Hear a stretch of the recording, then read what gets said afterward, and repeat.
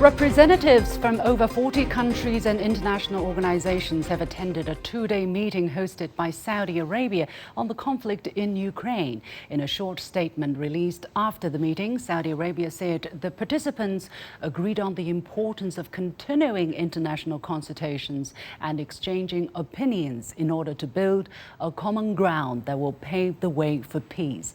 The meeting has been seen as the latest effort by Ukraine to seek international support for a 10-point peace formula it laid out late last year. Now, China sent Li Hui, its special representative on Eurasian affairs, to participate in the meeting, indicating, according to China's Ministry of Foreign Affairs, its readiness to help facilitate a political resolution to the crisis. So why has Saudi Arabia hosted this meeting? Who were the attendees and what have been accomplished? Welcome to this special edition of The Point with me, Liu Xin, coming to you live from Beijing. I'm pleased to be joined in the studio here in the Chinese capital by Victor Gao, Chair Professor at Soochow University. From Washington, D.C., Joseph Williams, former Senior Editor at the U.S. News and World Report. And from Riyadh, Saudi Arabia, Salman Al-Ansari, a geopolitical affairs researcher. Gentlemen, welcome to The Point. First of all, Victor, let me go to you. Whose meeting exactly has this been? Who is behind the wheels driving this meeting? First of all, I think we need to give credit to Saudi Arabia for hosting this very important international meeting about the future of Ukraine. And the fact that Ukraine itself attends and China also attends means that this meeting is of great importance. And the momentum is there to pave the way for eventual peace and ending the war in Ukraine through diplomacy. Now, the fact that Russia is not there is also a very significant thing, and Russia these days is calling for continuation of the war to achieve its goal in Ukraine by crushing the Ukrainian government. Therefore, I think this meeting hosted by Saudi Arabia becomes especially important in laying the groundwork for eventual negotiation. And it is real time to end the war in peace and in negotiation and in diplomacy. Therefore, I think the fact that Saudi Arabia is doing the hosting and the fact that Saudi Arabia is so important as a Muslim country, Arab country, the spiritual leader of the Islam world, for example, and one of the very important country in the APEC framework, and also a very good friend of Russia. And APEC Plus is becoming more and more important, not only for all the APEC countries, but also for major oil-producing countries like Russia, means that Saudi Arabia can really exercise a lot of influence. But was it Ukraine's initiative? Was this meeting Ukraine's initiative? In the words of the United States, who's behind the driving seat? I personally don't think it is all the way up to Ukraine to drive this international conference. Why? Because Ukraine's demand is very clear. They want to reclaim all land, they want to join NATO, and they want to become, for example, very much alienated against Russia. But whether that will lead to peace is doubtful. And I don't think Saudi Arabia will follow the script completely out of Kyiv, because it will use its own wisdom, its own impact and international influence to pave the way for the eventual peaceful resolution of the conflict. And that conflict will eventually need to bring both Ukraine and whichever countries behind it and Russia onto the table. Okay, Mr. Al-Ansari, your perspective on the same question. I mean, Saudi Arabia clearly hosted the meeting, sent out the invitation, facilitated the exchange of opinions. But was this Ukraine's initiative? Was this Russia's initiative? Obviously not. Was this the United States initiative? Was it Saudi Arabian initiative? And also, it was close to the media. What can we tell about that? Yeah, thank you so much for having me, and hi to your honorable guests and to all the viewers of CGTN.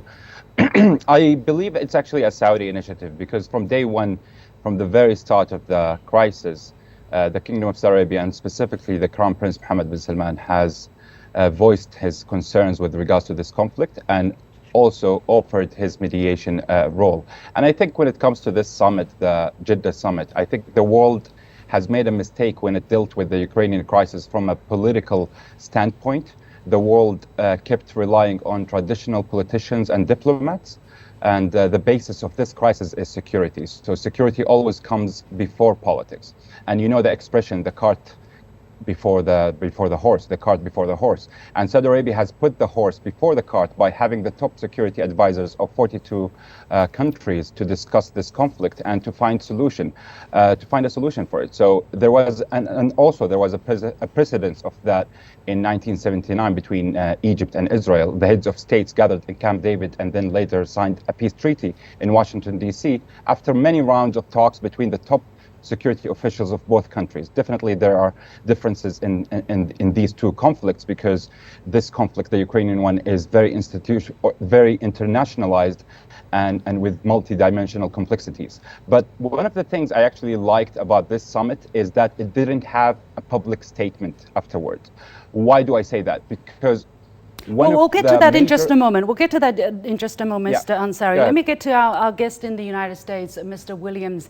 Hope you can hear me now. Yeah, what is your take? Because we have seen indications that this meeting was called for by Ukraine, but hosted by Saudi Arabia.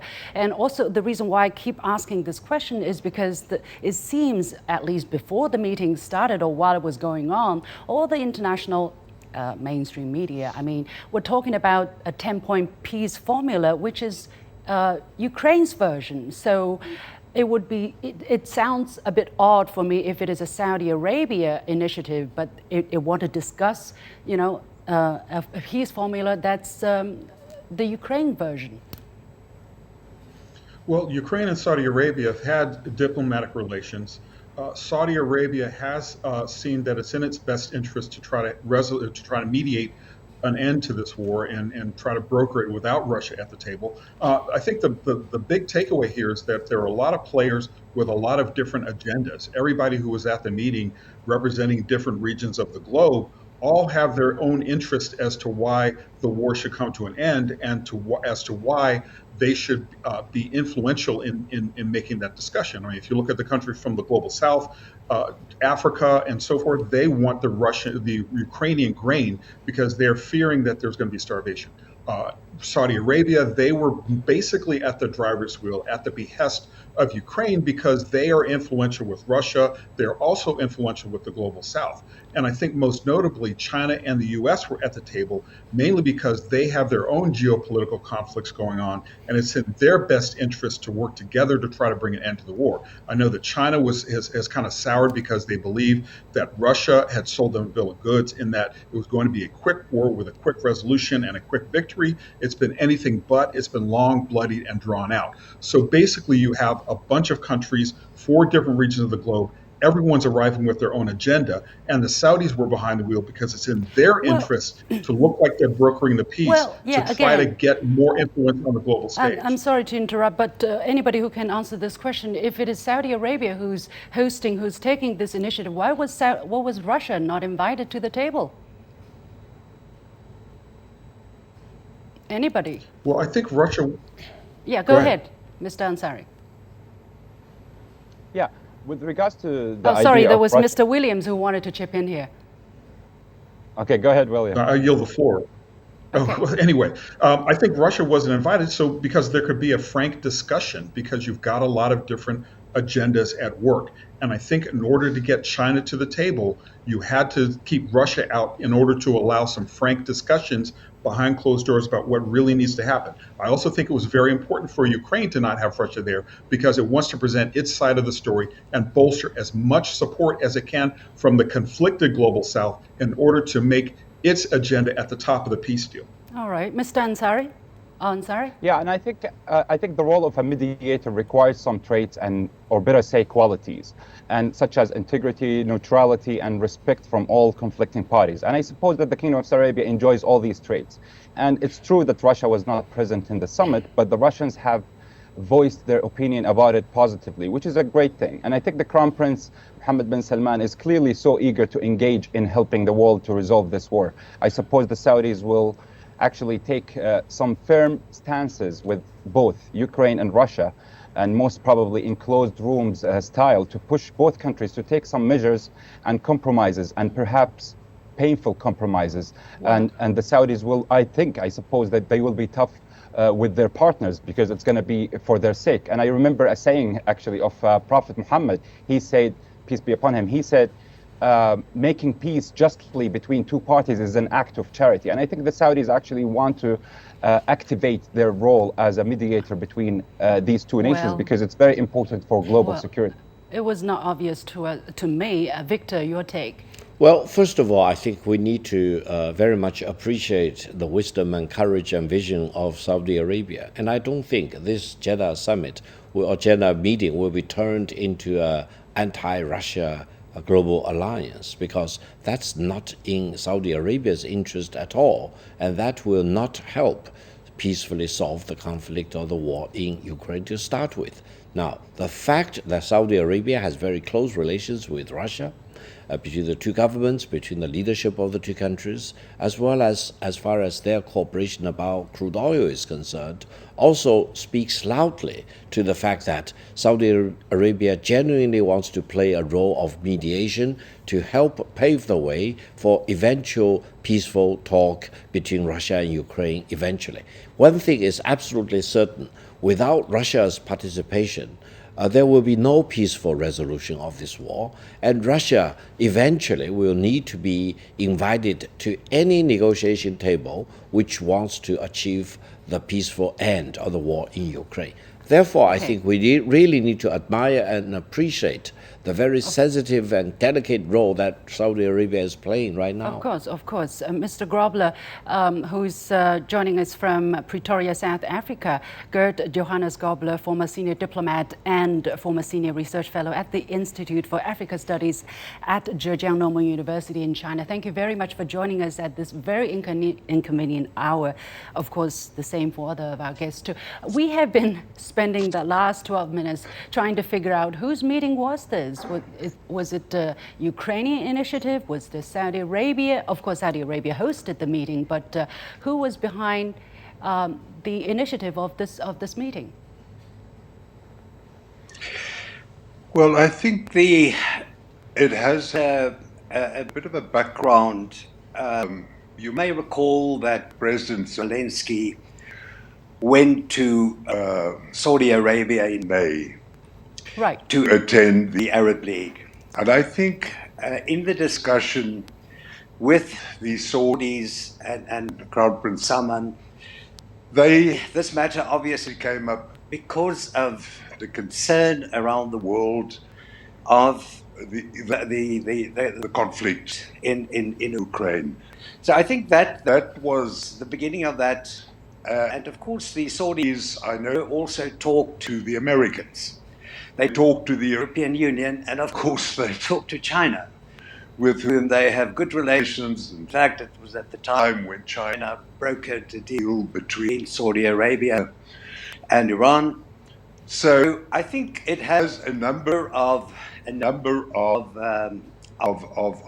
origins, if you can call it that.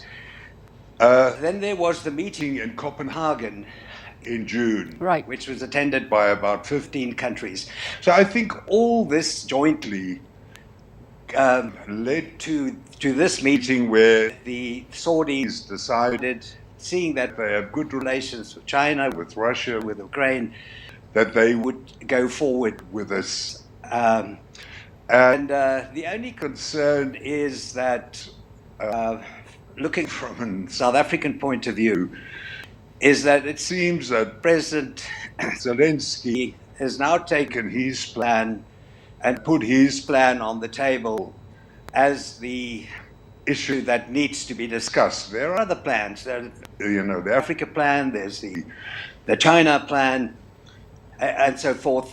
And I don't think Africa was very happy to see that and didn't want this event in Jeddah to be turned into an anti-Russia event.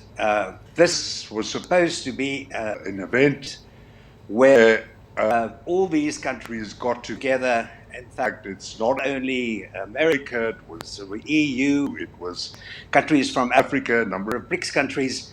So that's a step in the right direction. But I think as we go forward, looking at the outcome of this Jeddah meeting, there will have to be a lot of discussion and thinking on how to more effectively take this process, this peace process forward. Yeah, thank you, Mr. Grobler. So basically, there is a three-step approach that's been shaped or envisioned, let's say, by Ukraine as to how the 10-point proposal that I mentioned can be put into realization. First of all is to call on the envoys of different countries in Kiev to talk to them, and then to have the national security advisors and top security officials meeting with Kyiv, and then finally a global summit, peace summit, so-called, before the end of this year.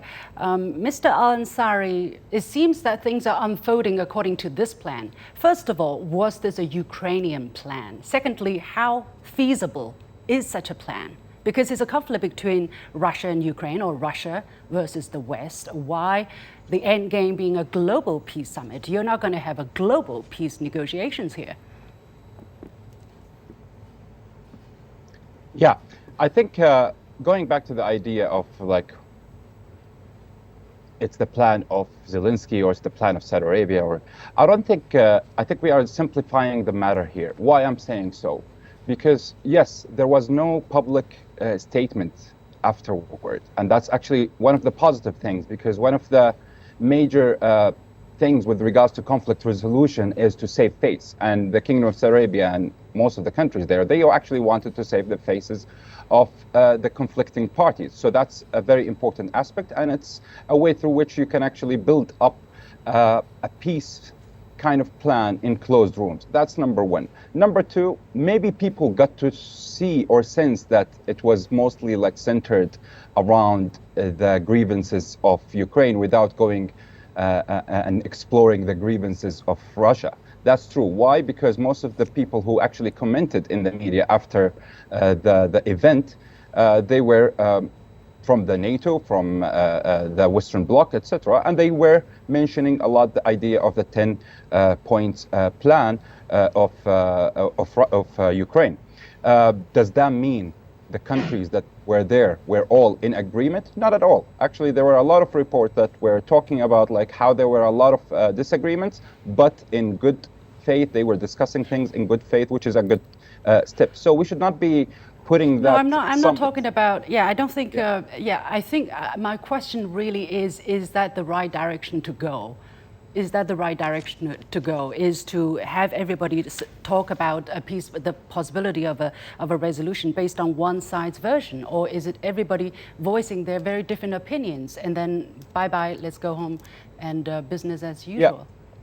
Yeah, I think it was not possible at that point to have Russia in the very beginning. Definitely, it would be better if we can have all the conflicting parties in the same place. The Russians have actually told the media that they are going to discuss with the BRICS countries that were attending, the South Africa, China, and Brazil, like all the outcomes and things that are related to this peace. Sometimes when you want to make peace, you need to have a specific party to speak with them and to discuss every single detail about their demands, and then go to the other party, and then you can actually follow up with a comprehensive peace kind of summit. But what should we expect now? I think perhaps a war prisoners exchange, trust building mechanisms, and it can actually be slow but effective, and other measures that can actually be taken. And there are a lot of optimism, I think, from both sides. Mr. Williams, let me go to Mr. Williams. What is your expectation? Do you think this meeting really achieved anything, made headways in terms of finding a political resolution to the conflict?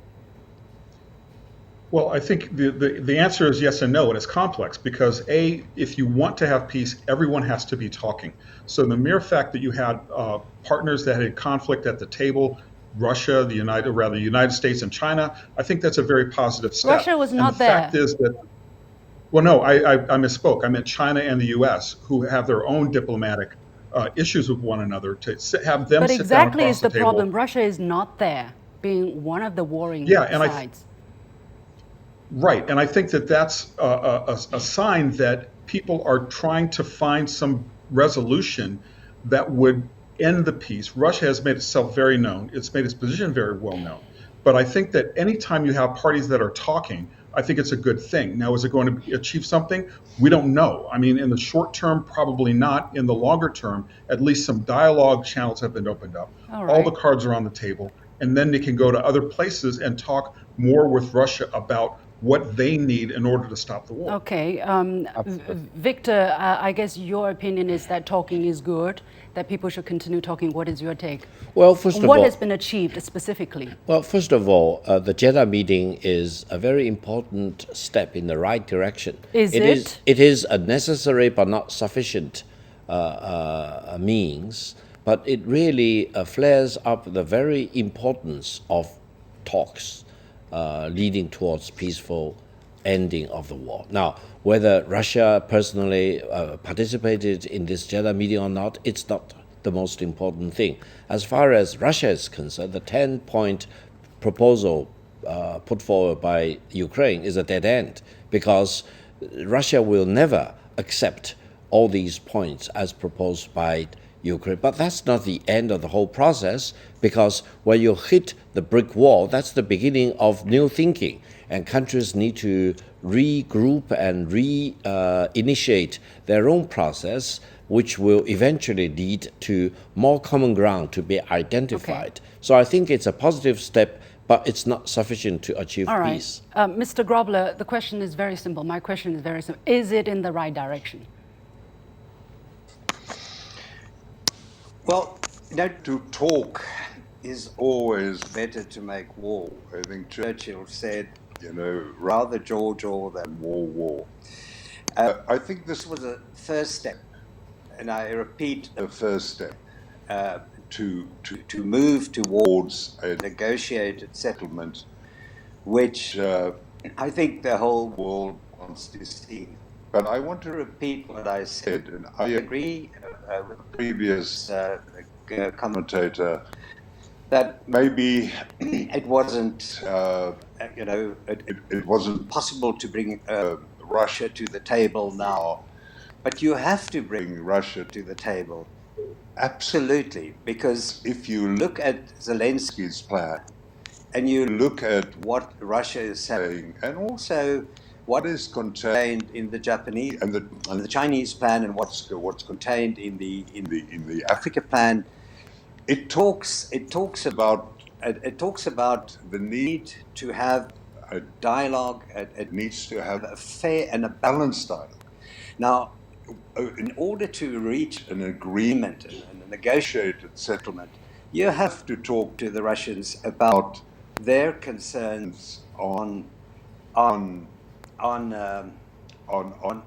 security. Right. They'll have to look at a new European security architecture. That's one of the most vital things in the way forward. You will have to talk to them about their concerns about the Russians in Donbass, Mr. Grobler, in the Crimea. Sorry to interrupt. Is there any mention of Russia's security concern in the Ukraine plan? Not really. I think the two key issues in taking forward this peace process is the issue that President Zelensky is saying they want the immediate restoration of Ukraine's territorial integrity and their land, which means they want the Donbass, they want Crimea. Now, that is probably one of the most critical issues, and Russia's views on this must be sought. What happened to the people in the Donbass before 18 months ago, when Russia moved into Ukraine? Those things must all be discussed. The security concerns of Russia needs to be discussed. And that I come back to what is absolutely essential, and a lot of people, including President Macron, have alluded to that. There needs to be a new security architecture which takes into consideration the legitimate concerns of everyone. Okay. Time very limited. I want to mention China's role here. As I said in the beginning, China sent a special envoy on Eurasian affairs, Mr. Li Hui, to the meeting. Victor, why did China consider to attend? Because in Copenhagen, the previous round of similar meetings, China didn't attend. Why China attended this time? And does China's attendance was considered reportedly a super breakthrough by the Ukrainian side? Do you think China's appearance really means that China is endorsing anything? First of all, the Jeddah meeting and the Copenhagen meeting are fundamentally different. I think the Copenhagen meeting is more or less anti-Russia in its nature. The Jeddah meeting is really trying its best to pave the way for an eventual, objective, realistic, peaceful resolution. It is not sufficient to achieve that goal yet, but China's view is very clear. China supports any genuine effort leading towards peaceful resolution of the war in Ukraine.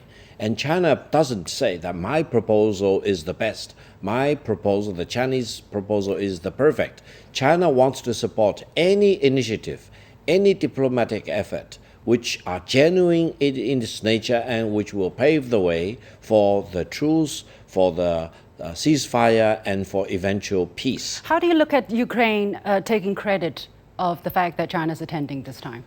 It is great. It is very positive that Ukraine is appreciative of China's participation in this Jeddah meeting.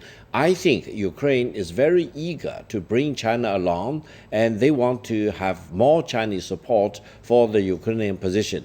On the other hand, China is very realistic, very pragmatic. China believes no peace can be achieved unless consideration will be given to the legitimate considerations of both sides about the pros and cons of the situation, especially about what we call the eastern expansion of NATO. Mr. Williams, quickly on the role of the United States, Jake Sullivan, U.S. National Security Advisor, is at the meeting. He has been visiting Jeddah, visiting Saudi Arabia in the past few months, very intensively. What is the role the United States is playing here? The 10-point peace proposal, honestly speaking, has been interpreted not as Ukraine's proposal, but U.S. and Western Europe's formula for what's going to happen. And commentators are saying it's simply no-go for Russia. Well, I think the U.S.'s role is to support Ukraine and to try to bring the West along. They were the representative of NATO. They have Zelensky's back, so to speak. And I think that that's what their main purpose at that meeting was, to demonstrate that the West is involved and does want peace, but also bolster Ukraine's plan to have that peace. So I think Sullivan's presence there was very influential. I think it will go a long way towards getting things resolved. But again, you do need Russia at the table before anything can be completely settled. But they're doing they're saying one thing but doing the other, because the peace formula that Ukraine is tabling on behalf of the West is definitely a no-go for Russia. I don't understand that. But anyway, we have to leave it there. Many thanks to my guests, Victor Gao, Joseph Williams, Gert, Johannes, Grobler, and Salman Al-Ansari, joining us from different parts of the world. Thank you very much for being with us. And with that, we come to the end of this edition of The Point with me, Liu Xin. As always, you can follow me on Facebook and Twitter using the handle Liu Xin in Beijing. On behalf of the whole team, thank you for watching. You've got The Point.